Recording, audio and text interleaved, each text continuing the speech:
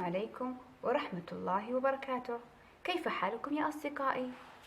حرفنا لهذا الأسبوع هو حرف العين. اليوم يا أصدقائي سوف نتعرف على الصوت القصير لحرف العين. هل أنتم مستعدون؟ هيا بنا يا أصدقائي. كان هنالك عصفور جميل يحب أن يحلق في السماء مع الحروف. في يوم من الأيام أتى هذا العصفور الجميل لحرف العين. مرحبا يا حرف العين، كيف حالك؟ بخير ولله الحمد. ما رأيك يا حرف العين أن نحلق سويا في السماء؟ صعد حرف العين على العصفور وحلقا سويا في السماء.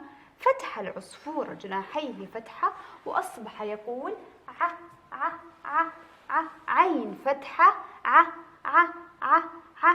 شعر العصفور بالبرد فضم جناحيه ضمة وأصبح يقول عو عو عو، عين ضمة عو عو عو عو. نسي العصفور أنه ضام جناحيه فسقط وانكسر جناحه وأصبح يقول عين كسرة عي عي عي عي، عين كسرة عي عي عي.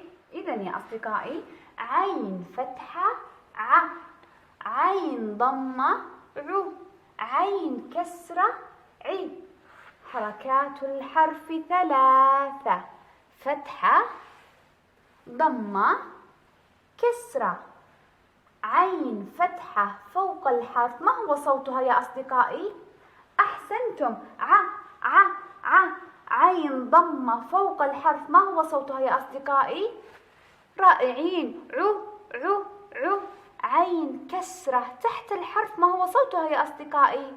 أحسنتم، عي عي عي. عين فتحة ع، عين ضمة عو، عين كسرة عي. إذا عرفنا اليوم على الصوت القصير لحرف العين. شكرا لكم يا أصدقائي، إلى اللقاء.